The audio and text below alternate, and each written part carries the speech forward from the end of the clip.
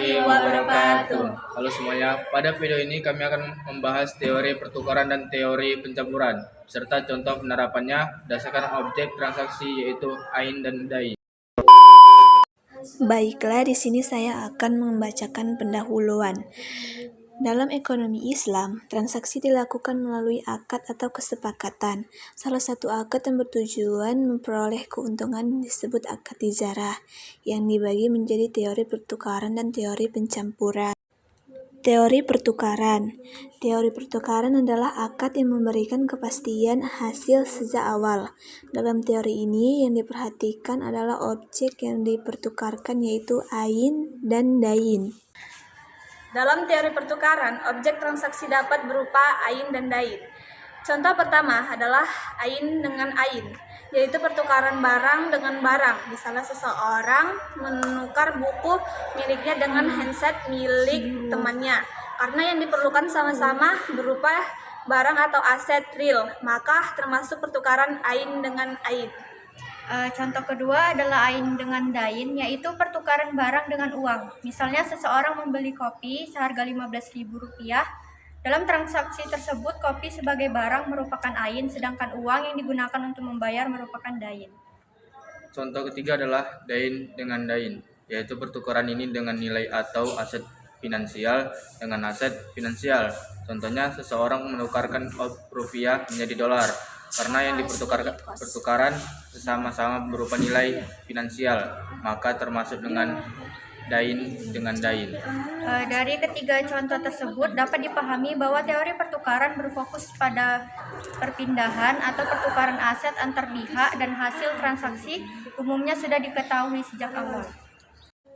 Kalau yang teori pencampuran adalah akad kerjasama di mana para pihak menggabungkan modal, barang, atau kemampuan untuk menjalankan usaha bersama. Keuntungan tidak ditentukan sejak awal, tetapi diperoleh dari hasil usaha tersebut. Berbeda dengan teori pertukaran, dalam teori pencampuran objek tidak dipertukaran tetapi digabungkan untuk menjalankan suatu usaha. Contoh pertama adalah ain dengan ain, yaitu pencampuran barang dengan barang. Misalnya seseorang memiliki gerobak dan temannya memiliki alat pembuat kopi. Kemudian keduanya bekerjasama membuka usaha kopi. Karena keduanya mencampurkan aset real, maka termasuk pencampuran ain dengan ain. Contoh kedua adalah ain dengan dain, yaitu percampuran barang dengan uang. Misalnya berjualan, sementara pihak lain memberikan modal uang untuk menjalankan usaha bersama. Untuk contoh ketiga adalah dain dengan dain, yaitu pencampuran modal uang dari dua pihak atau lebih. Misalnya, dua orang masing-masing memberikan modal Rp100.000 untuk membuka usaha kecil, lalu keuntungan dibagi sesuai kesepakatan. Dari contoh tersebut dapat dipahami bahwa teori pencampuran menekankan kerjasama, pembagian keuntungan, dan pembagian risiko antar pihak. Setelah melihat penjelasan dan contoh sebelumnya, dapat diketahui bahwa teori pertukaran dan teori percampuran memiliki beberapa perbedaan mendasar.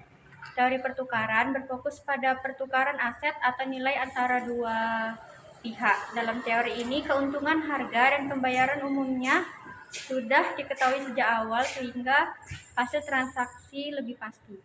Sementara itu, teori pencampuran berfokus pada kerjasama dengan cara mencampurkan modal, barang, atau sumber daya lainnya untuk menjalankan suatu usaha.